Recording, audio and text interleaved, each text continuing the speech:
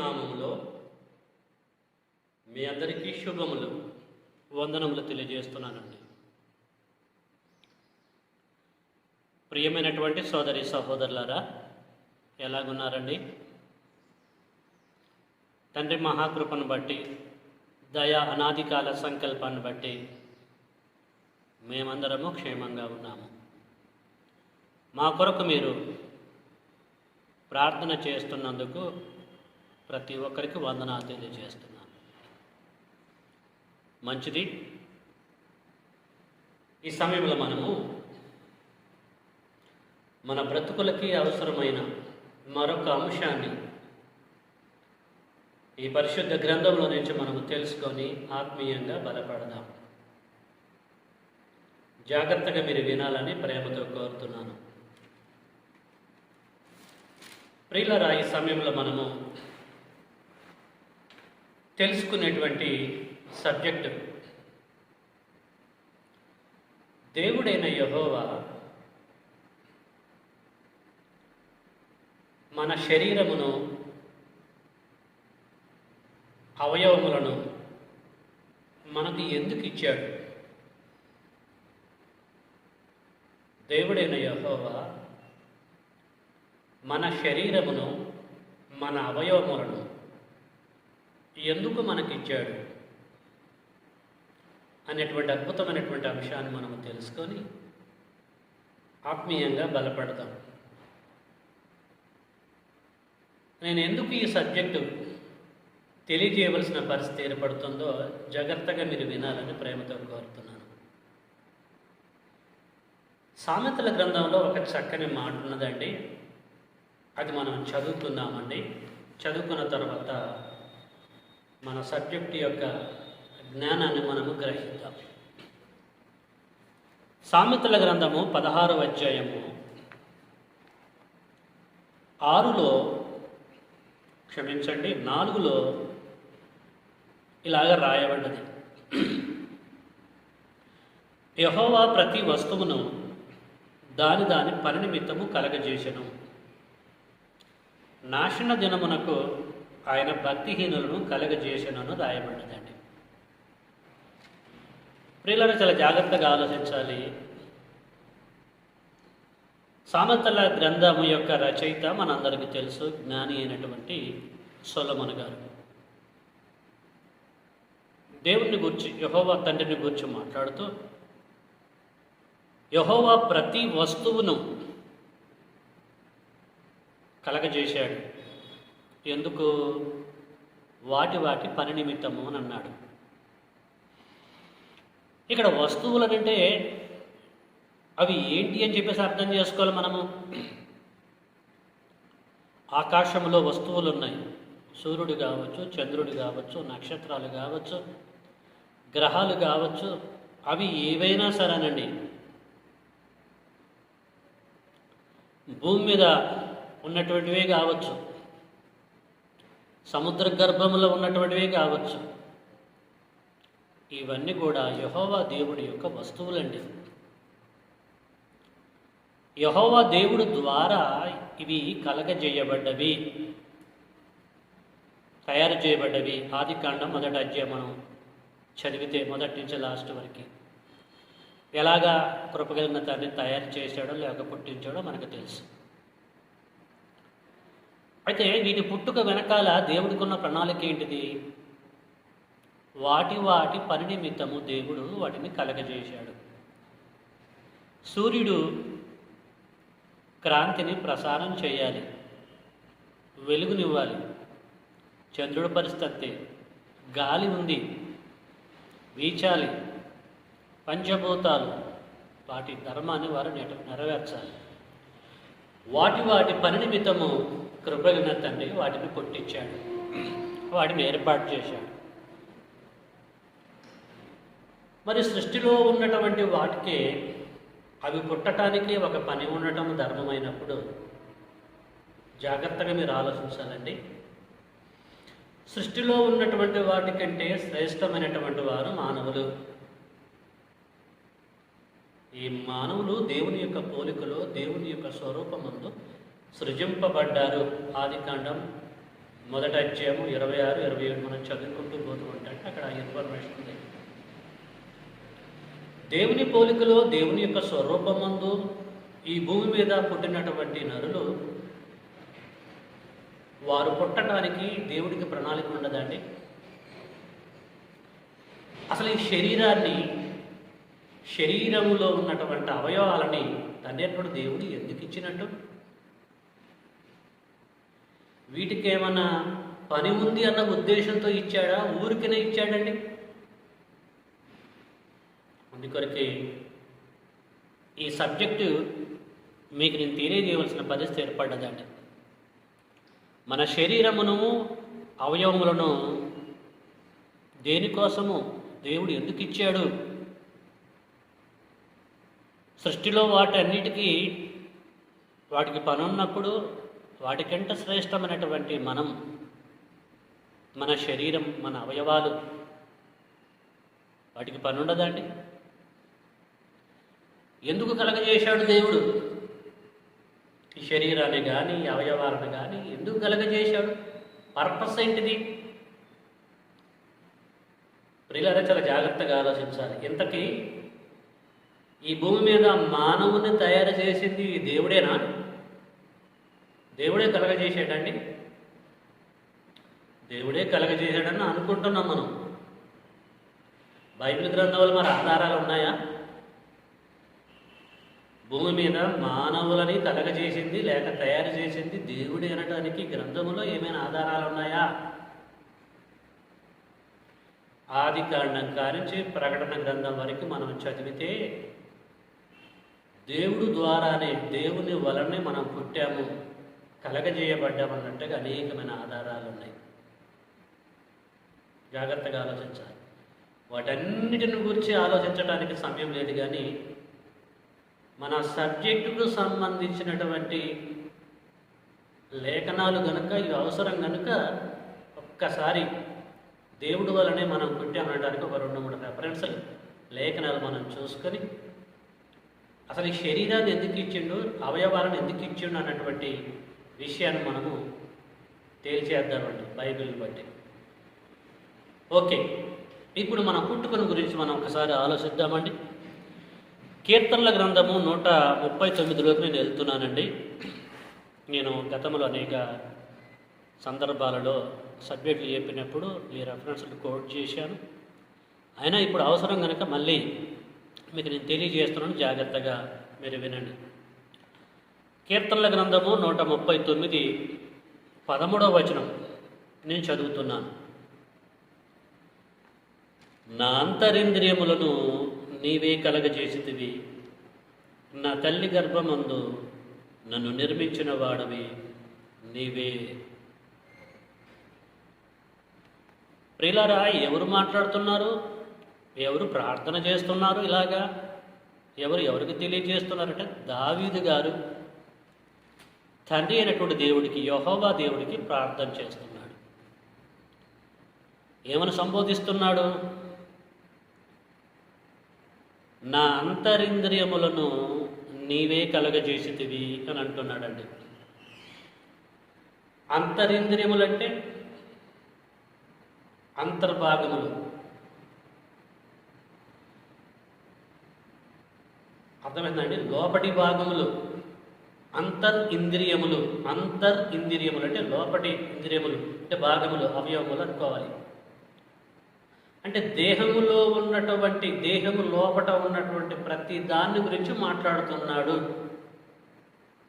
దేహం లోపల ఉన్నటువంటి ప్రతి అవయవాన్ని గురించి మాట్లాడుతున్నాడు. అది కణమే కానీ, కణములో ఉన్నటువంటి కేంద్రకమే కానీ, అది ఏదైనా సరే ఈ దేహము లోపట ఉన్నటువంటి భాగములను, అవయవాలను గురించి మాట్లాడుతున్నాడు అని మనం అర్థం చేసుకోవాలి. నా అంతరింద్రియములను నీవే కలగజేసితివి.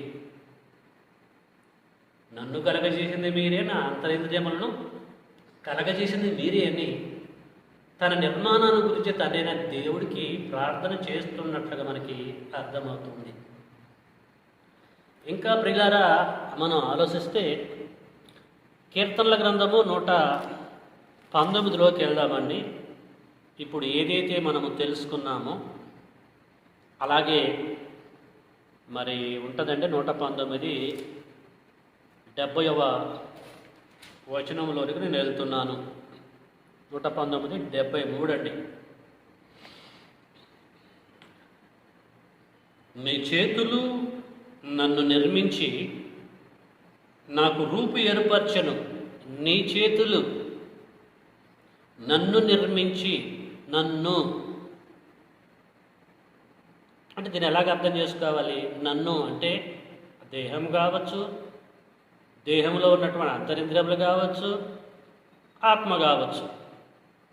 ఇక్కడ మన సబ్జెక్టు ప్రకారం మనం ఆలోచిద్దాం. జనరల్గా మనిషి అంటే ఆత్మే. సో ఇక్కడ సందర్భంలో టోటల్ మానవుని గురించి మనం ఆలోచించాలండి. నీ చేతులు నన్ను నిర్మించింది ఎవరంటే నీవు, నీ యొక్క చేతులు. నాకు రూపు ఏర్పరచను. నేను నీ ఆజ్ఞలను నేర్చుకున్నట్లు నాకు బుద్ధి దయచేయము. ప్రియులారా, ఈ లేఖనములో ఉన్నటువంటి భావం కూడా మనకేమర్థమైందంటే ఈ భూమి మీద మానవులని కలగజేసింది కృప కలిగిన తండ్రి, అతని యొక్క పవిత్రమైన అస్త్రములు అన్నట్టుగా మనకి అర్థమవుతుంది. మానవ దేహమునే కానీ, దేహము లోపల ఉన్నటువంటి అంతరింద్రియములే కానీ, బయట ఉన్నటువంటి అవయవములే కానీ, లోపడే కానీ ఏదైనా సరే మహోన్నతుడు దయ వలన రూపింపబడ్డవి అన్నట్టుగా మనకి తేట తెల్లమవుతూ ఉంటుంది. ఈ సమయంలో మరొక లేఖనాన్ని మనం చూసుకొని మిగతా విషయాల్లోకి మనం వెళ్దాం. కీర్తనల గ్రంథము 100వ అధ్యాయంలోకి మనం వెళ్దామండి. ఈ సమయంలో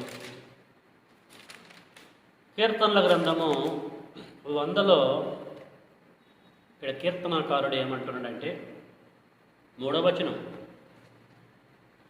యెహోవాయే దేవుడిని తెలుసుకొనుడి, ఆయనే మనలను పుట్టించెను, మనము ఆయన వారము, మనము ఆయన ప్రజలము, ఆయన మేపు గొర్రెలము.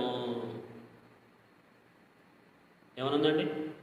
యెహోవాయే దేవుడని తెలుసుకున్నది. ఎందుకంటే ఆయనే మనల్ని పుట్టించెను, ఆయనే మనలను అనగా మన దేహములను, మన ఆత్మలను, దేహములో ఉన్నటువంటి లోపటి భాగములను, అవయవములను, అంతరింద్రియములను టోటల్గా కలగజేసింది తండ్రి దేవుడు అన్నట్టుగా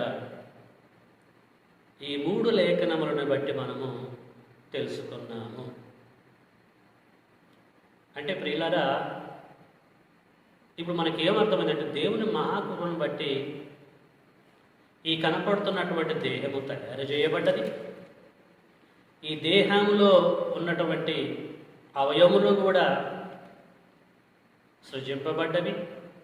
దేహము లోపల ఉన్నటువంటి అవయవములు, అంతరింద్రియాలు కూడా టోటల్గా ఈ బాడీలో ఉన్న సమస్తము అరకాలు మొదలుకొని తల వరకు సమస్తం కూడా ఆయన దయను బట్టి, ఆయన కృపను బట్టి సృజింపబడ్డవి అని చెప్పేసి ఒక నిర్ణయానికి మనం వచ్చాం.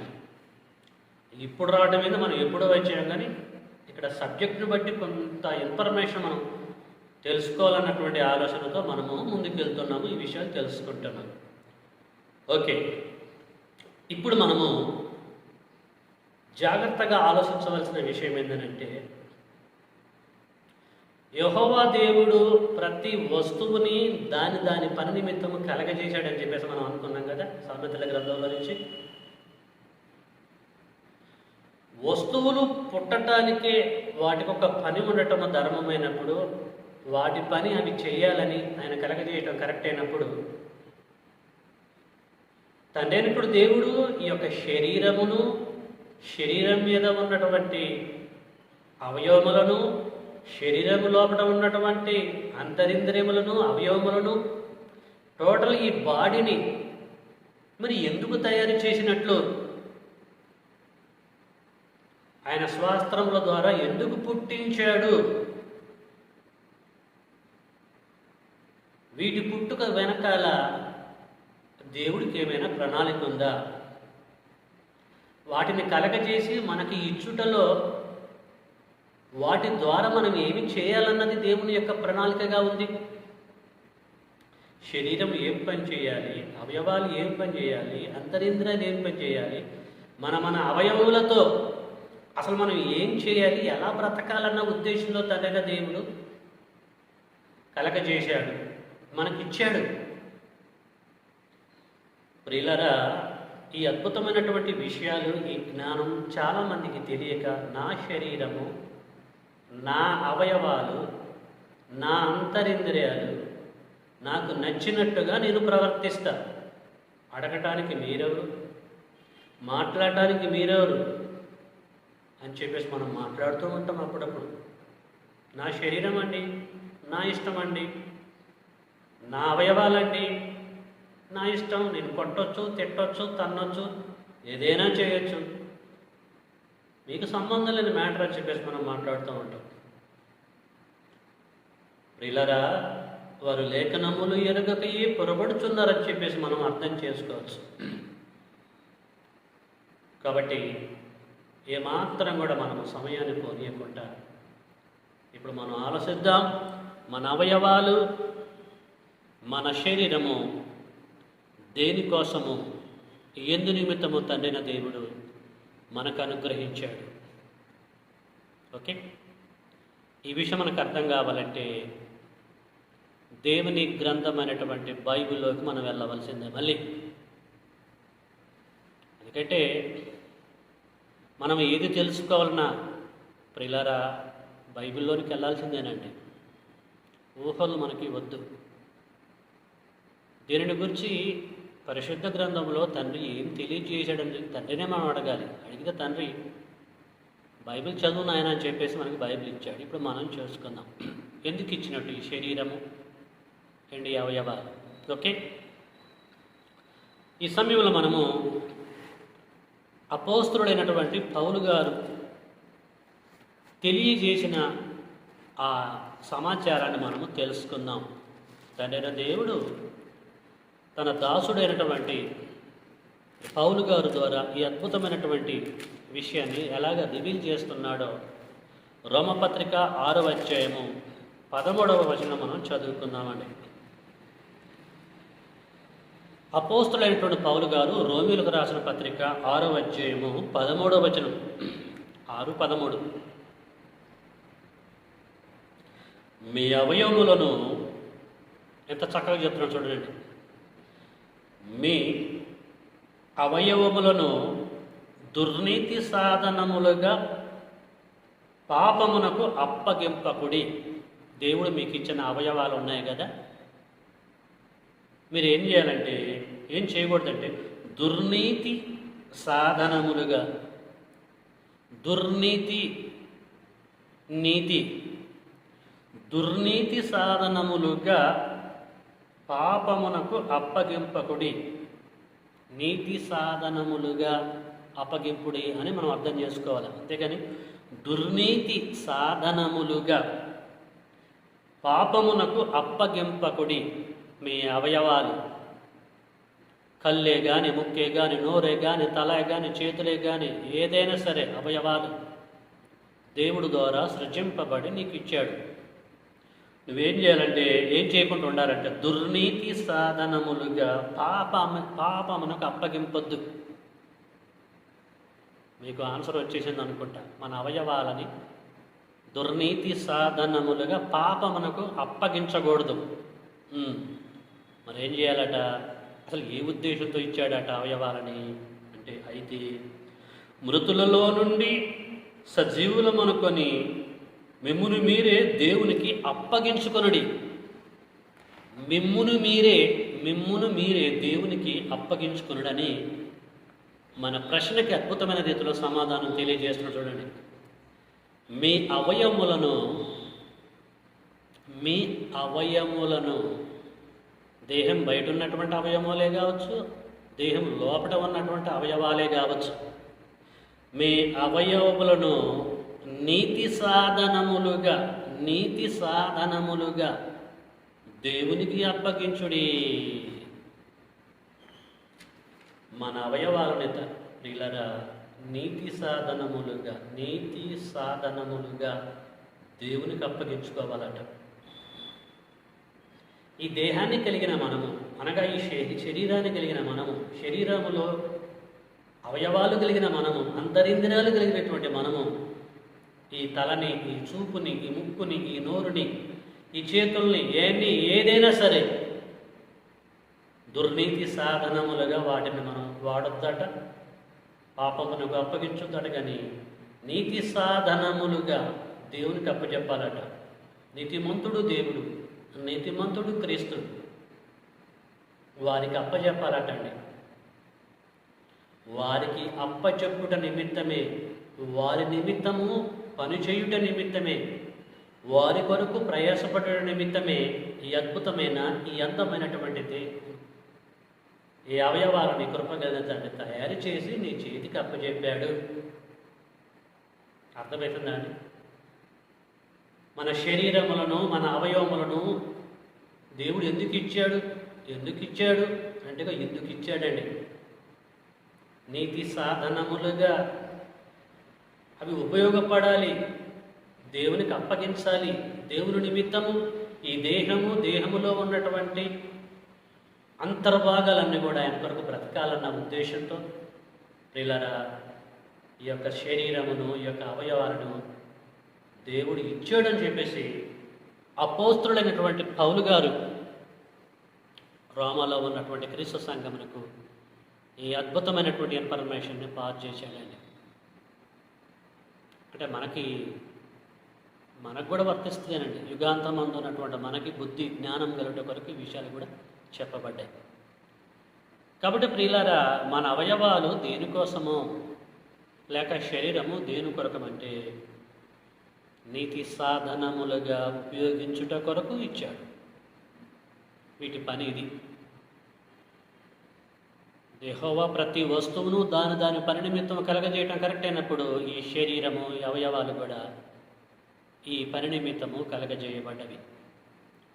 ఇంకా మనం ఆలోచిస్తే ఇదే పౌలు గారు 12వ అధ్యాయం రాస్తూ ఇంకొక అడుగు ముందుకేసి ఏం మాట్లాడుతున్నాడో ఆ విషయాన్ని కూడా మనం చూసుకుందామండి. రామపత్రిక 12వ అధ్యాయము ప్రియులారా, నేను మొదటి నుంచి చదువుతున్నాను, జాగ్రత్తగా మీరు వినండి.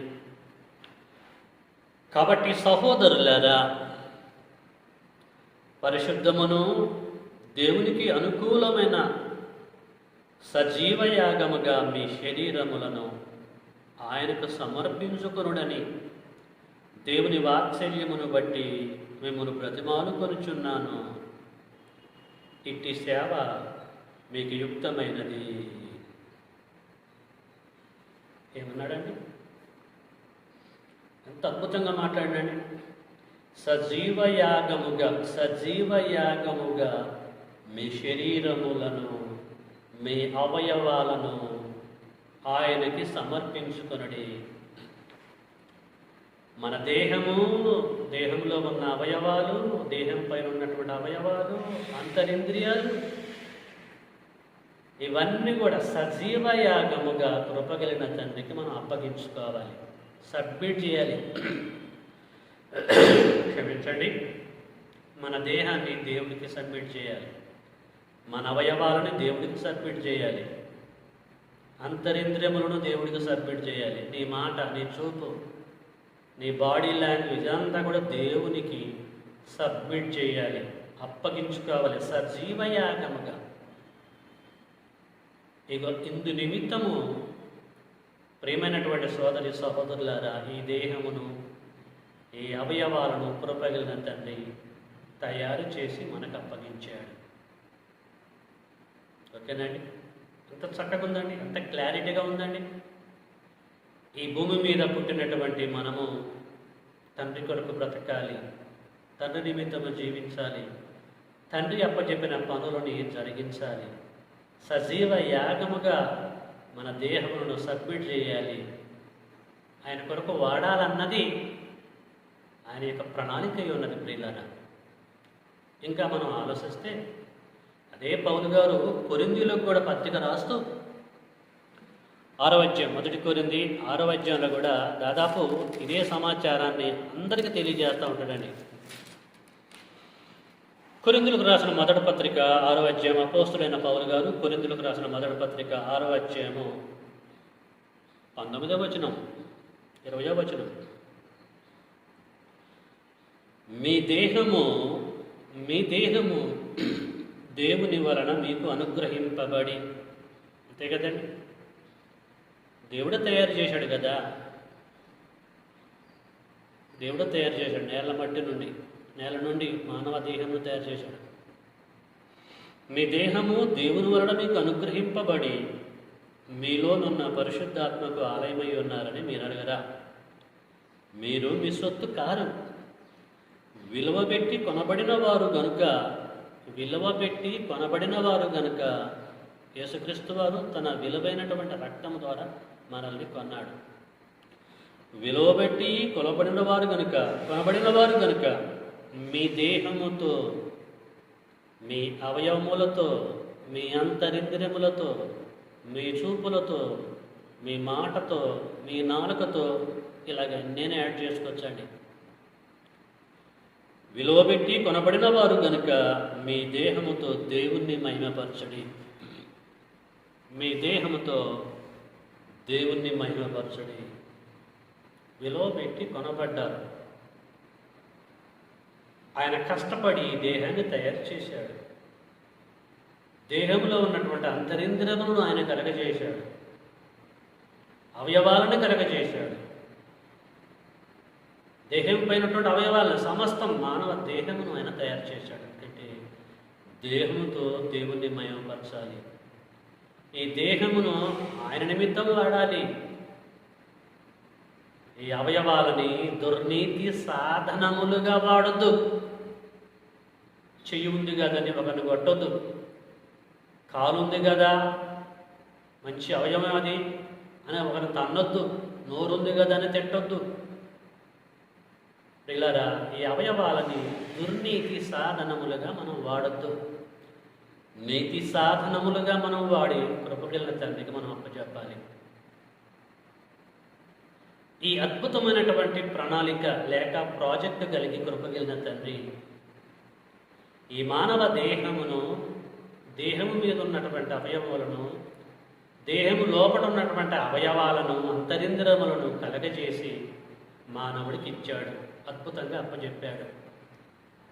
నాయనా, నువ్వు ఇలాగ బ్రతకాలి, అలాగ బ్రతకాలి, నీకు ముక్కు ఎందుకొరకు ఇచ్చాను, చేతులు ఎందుకొరకు ఇచ్చాను, ఇది పరిస్థితి చెప్పేసి ఇలా అన్నీ తెలియజేసి ఇచ్చాడు. అవన్నీ కూడా గ్రంథంలో పొందుపరిచాడు. ముందుగానే నేను ఎందుకు ఇచ్చానో ఒకసారి గ్రంథాన్ని చదివి నువ్వు తెలుసుకొని అలాగ వాటిని వాడు నాన్న అని చెప్పేసి కృపగలిగిన తండ్రి ఈ యొక్క శరీరమును, ఈ యొక్క అవయవాలను ఇచ్చాడు. అయితే మనం పుట్టాము, పెరుగుతున్నాము. ఒక్కొక్కరికి 40, 50, 60, 70, కొద్దిమంది చచ్చిపోయేటువంటి మూమెంట్లో ఉన్నారు. ఇంతకాలమైనా కూడా అసలు దేవుడు నాకు ఈ శరీరాన్ని ఎందుకు ఇచ్చాడు, ఈ అవయవాలు ఎందుకు ఇచ్చాడు, ఏ పని నిమిత్తం ఇచ్చాడు, మరి నేను ఏ పని నిమిత్తం దీన్ని వాడుతున్నాను అని చెప్పేసి ఎవరైనా ఆలోచిస్తున్నారండి? ఎంత దారుణమైన సంగతి ఒకసారి మీరు ఆలోచించాలనే ప్రేమతో మీ అందరికీ నేను తెలియజేస్తున్నానండి. ఈరోజు ఈ అద్భుతమైనటువంటి విషయం, సత్యం మనం గ్రహించాలని మహోన్నతుడైనటువంటి దేవుడు ఈ అద్భుతాలు, ఈ యొక్క సత్యాన్ని మనకి తెలియజేస్తూ ఉంటున్నాడు. కాబట్టి ప్రియులారా, సోదరి సహోదరులారా, ఈ యొక్క శరీరము, ఈ యొక్క అవయవాలు, ఈ అంతరింద్రియాలన్నీ కూడా కృపగలిగిన తండ్రి నిమిత్తము మనము వాడాలన్నది దేవుడి యొక్క ప్రణాళిక.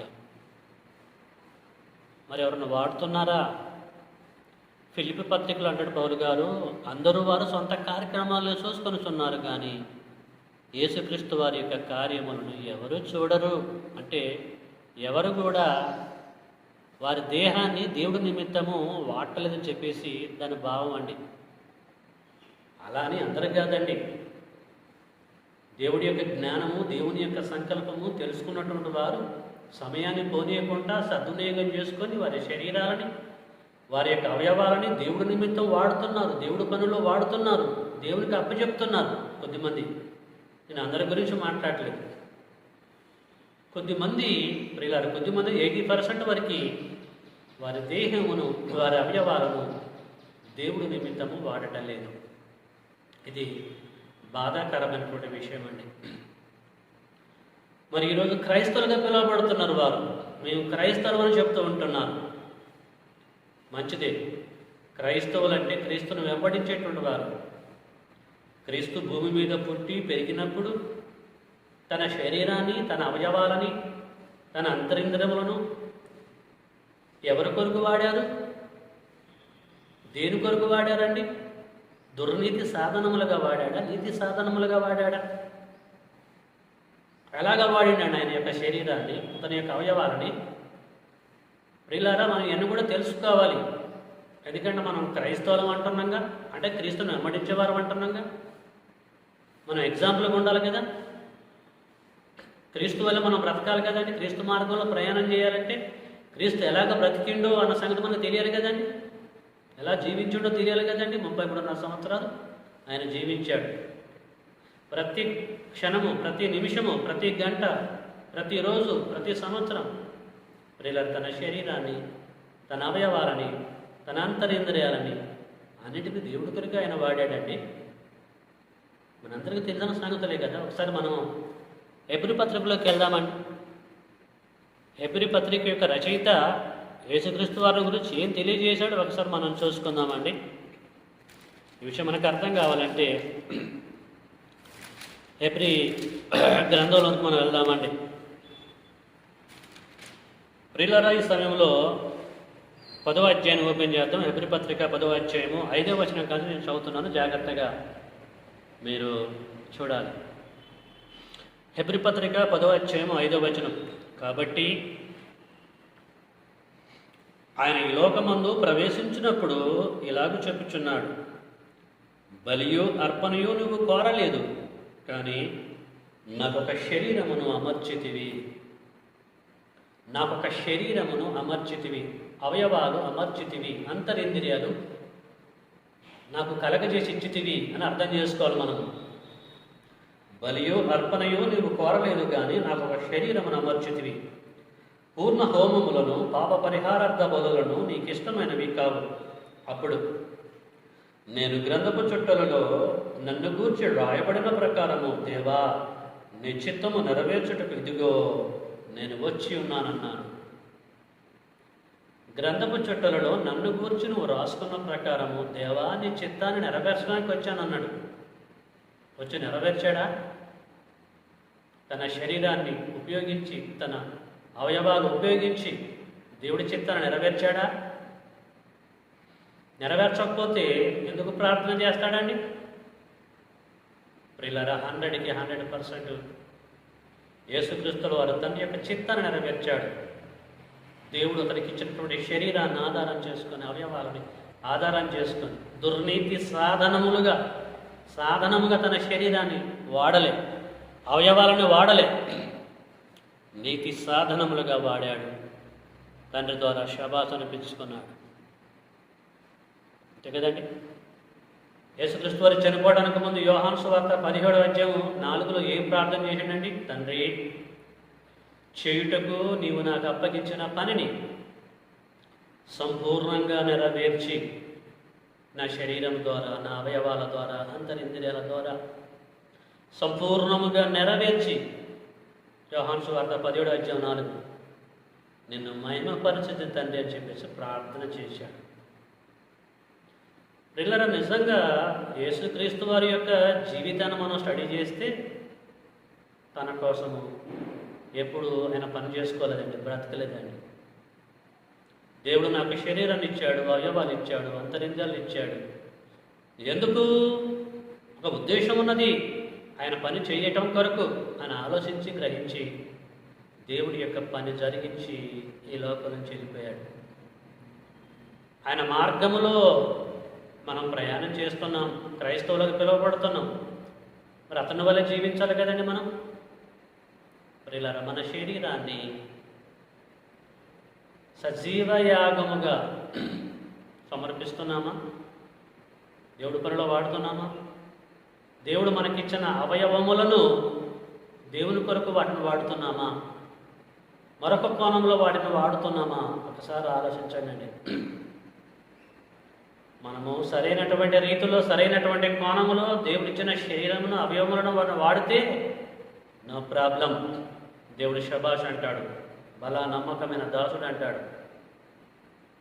అలా కాకుండా ఇష్టానుసారంగా ఈ యొక్క శరీరమును ఇష్టానుసారంగా మనం వాడుతూ ఉన్నట్లయితే, దుర్నీతి సాధనముగా శరీరమును, దుర్నీతి సాధనములుగా అవయవములను, అంతరింద్రము మనం వాడుతున్నట్లయితే రేపు మనం చనిపోయిన తర్వాత చీకటి కొట్టులోకి వెళ్ళిపోవాల్సిందే. అంటే భయంకరమైనటువంటి శిక్షలోకి మనం వెళ్ళిపోవాల్సినదే.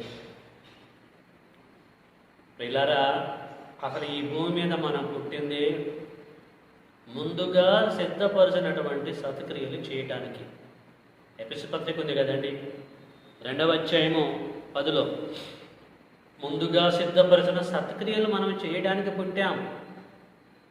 ఆ సత్క్రియలు శరీరాన్ని బేక్ చేసుకోవాలి, అవయవాలని బేక్ చేసుకోవాలి, అన్నిటినీ బేక్ చేసుకొని దేవుడు ముందుగా సిద్ధపరిచిన సత్క్రియలు మనం చేయాలని భూమి మీద మనల్ని పుట్టించాడు. ఈ అద్భుతమైన శరీరాన్ని మనకు దయచేశాడు, అవయవాలు దయచేశాడు. ఎంతమంది గ్రహిస్తున్నారండి ఈ సత్యాన్ని? ప్రియులారా, ఎవరో ఒకరు ముందు పడి ఈ వాస్తవాలు తెలియజేస్తుంటే ఎంకరేజ్ చేయవలసింది పోయి చాలామంది డిస్కరేజ్ చేస్తూ ఉంటారు. ఇది దారుణమైనటువంటి విషయం. మనకి ఎంకరేజ్ చేయటము మనకి తెలియకపోతే దయచేసి డిస్కరేజ్ చేయొద్దు. దేవుడి యొక్క పనిలో సేవ చేసేటువంటి వారిని వారు చేసే విధంగా మనం ప్రోత్సహించాలి తప్ప అడ్డు తగలకూడదు. ఇది ప్రతి ఒక్కరూ చేయాలి, కానీ గ్రహించలేదు అందరూ. కాబట్టి ప్రియమైనటువంటి సోదరి సహోదరుడా, వాక్యం వింటున్నటువంటి వారులారా, ఈ శరీరమును, ఈ అవయవాలని దేవుడు ఎందుకు ఇచ్చిండో ఒకసారి అర్థం చేసుకోండి. సమయమంతా మనం పోనిస్తున్నాం, సద్వినియోగం చేసుకోవట్లేదు. మన పుట్టుక వెనకాల దేవుని ప్రణాళిక ఏంటో గ్రహించలేదు. అన్నిటినీ తెలుసుకుంటున్నాం, వాస్తవాలు గ్రహిస్తున్నాం, కానీ ఈ సత్యాన్ని మాత్రము తెలుసుకోలేక దీన్ని పక్కకు పెట్టేస్తున్నాం. తెలిసినా కూడా పట్టించుకోవట్లేదు. ఇది దారుణమైనటువంటి విషయం. కాబట్టి దేవుడు మనల్ని అలర్ట్ చేయటం కొరకు లేఖనముల ద్వారా మనతో మాట్లాడుతున్నాడు. కాబట్టి మనం ఏం చేయాలి? ఆత్మ సంగములతో చెప్పుచున్న మాట చెవిగిలిగిన వాడు వినుగాక. అంటే విని వదిలేయాలన్నది కాదు, విని దాని ప్రకారంగా జీవించాలన్నది దేవుడి యొక్క ప్రణాళిక. అందుకొరక నీకు సామర్థ్యం ఇచ్చాడు, అందుకొరక నీకు శరీరాన్ని ఇచ్చాడు, అందుకొరక నీకు సమస్తాన్ని ఇచ్చాడు, ఏ లోటు లేకుండా. అన్నీ అనుభవిస్తున్నాం, కానీ శరీరాన్ని, ఈ అవయవాలని దేవుడి కొరకు వాడాలన్నటువంటి కనీస జ్ఞానం లేకుండా దుర్నీతి సాధనములుగా మనము వాడుతూ ఉంటున్నాం. ఇది ఎంతవరకు కరెక్ట్? మీరు ఆలోచించండి. దేవుడి ద్వారా సృష్టింపబడినటువంటి సృష్టిలో ఉన్నటువంటి వస్తువులు దుర్నీతి సాధనములుగా అవి ఎప్పుడన్నా వాడబడ్డట్టుగా మీకు అనిపించిందా అండి? చూశారా మీరు ఎప్పుడన్నా? దేవుడి యొక్క చిత్తాన్ని అవి నెరవేరుస్తున్నాయి. వాటికంటే శ్రేష్ఠులుగా ఉన్నటువంటి మనం దేవుని పిల్లలం. ఇంకెంత జాగ్రత్తగా మన దేహమును లేక శరీరమును, అవయవాలను వాడాలండి. ఇక్కడ మనం పని చేయాలండి. పనివాడే పరలోక జీతానికి పాత్రుడు, అది మనం గమనించాలి. ఇక్కడ మనం పని చేయకుండా, శరీరాన్ని వాడకుండా, అవయవాలని దేవుడి నిమిత్తం వాడకుండా పరలోకం కావాలి అని నువ్వు ప్రార్థన చేసి ఇతడు అని దేవుడు, నేను చెప్పు మాటల ప్రకారంగా మీరు చెయ్యక అని అంటాడు యేసుక్రీస్తు వారు. ప్రభువా ప్రభు అని అనవసరం నన్ను ఎందుకు పిలుస్తారు, నాకెందుకు మీ విన్నపాలు తెలియజేశాను అంటాడు. కాబట్టి ప్రియులారా, దేవుడు ఈ శరీరమును, ఈ అవయవములను దేనికోసం ఇచ్చాడో మనము తెలుసుకున్నాం, సత్యాన్ని గ్రహించాం కనుక మర్చిపోకుండా తెలుసుకున్న దాని ప్రకారంగా ఈ లోకంలో మనం బ్రతుకుదాం. అనగా శరీరాన్ని, అవయవాలని తండ్రి యొక్క పనిలో వాడుదాం. దుర్నీతి సాధనములుగా వీటిని వాడకుండా నీతి సాధనములుగా వాడి మృత్యువు తర్వాత ప్రియులారా పరదేశికి వెళ్ళి యేసు 2వ రాకడలో అక్కడి నుండి పరలోకం మనం వెళ్దాం.